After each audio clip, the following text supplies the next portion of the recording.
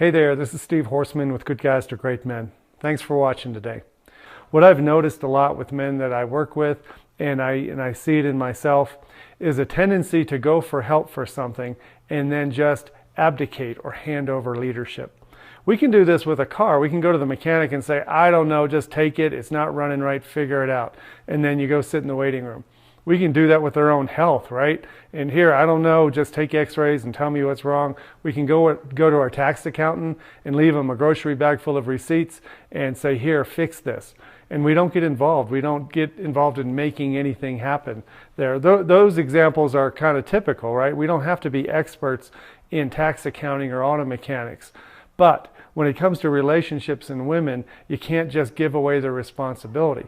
If a man goes to marriage counseling and he sits on the couch as if she's an accountant or he's an auto mechanic and sits back with his arms folded, just waiting to see how this all unfolds, nothing's going to happen. Well, I can tell you, everything bad will happen because he isn't involved. He isn't involved in understanding the process. He isn't involved in leading himself into communicating what he wants, what he needs, what he desires from the marriage, what he thinks about himself, what he thinks about the relationship. A lot of men go quiet in marriage counseling. And if you're not participating, you just become a victim of the process and nothing works out.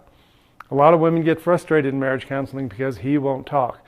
Now, there is another kind of guy who goes to marriage counseling and he just won't shut up. That's a different case. I'm talking about the guy who goes to marriage counseling who's a little upset, he's frustrated, he's angry, he's tired of fighting, and he's almost given up, and he just sits there and he lets the counselor lead the show. And so the problem with that is that when you give your leadership away, when you give away your power to express yourself and to create a vision of what you want in the future, you're not going to get anything you want. And so what I encourage men to do is to get very, very clear on 3 questions. Who am I? What do I believe in? What drives me? What kind of man am I? What do I want? What do I want from this relationship? And where am I going? What's the vision for the relationship I really want? And unless we know the answers to that question, it's those 3 questions, it's very, very hard to talk productively in any conversation about your relationship, especially when you get to marriage counseling.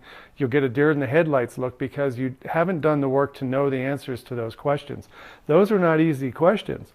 I can tell you a story about a guy I wrote about a while ago, about a year ago, a guy named Brian, I called him in the article. True story though, he had done the work. He went through my program and became extremely clear on who he was, what he believed, what drove him, his core values. He got very, very clear about what he wanted from life, what he wanted from relationship, what he wanted from a woman partner in marriage and sex. And then he got very clear about the next 30 years of his life, how he wanted it to go in partnership, what the dream he had for his family.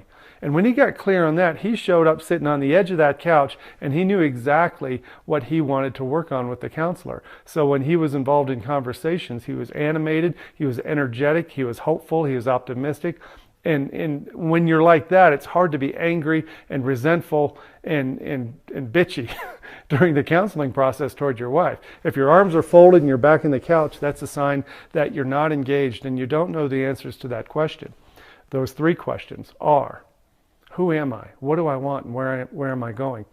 That's what we do in the 90-Day Masculine Confidence Program.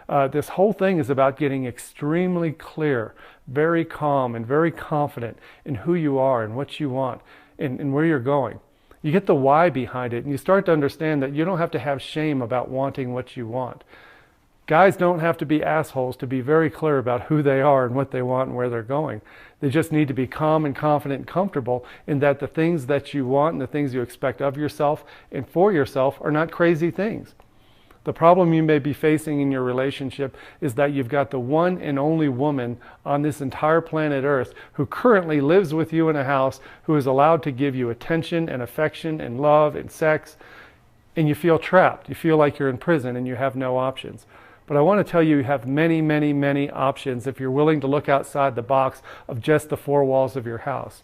Until you start speaking clearly about who you are and what you want and where you're going, you will feel stuck in just about every situation. And that's what I'd like to help you with. So give me a call anytime or send me an email at steve@goodguystogreatmen.com, and I would love to have a conversation with you about who you are and what you want and where you're going. Clarity is king, brother, I promise you. Thanks for watching today. We'll talk to you later. Bye-bye.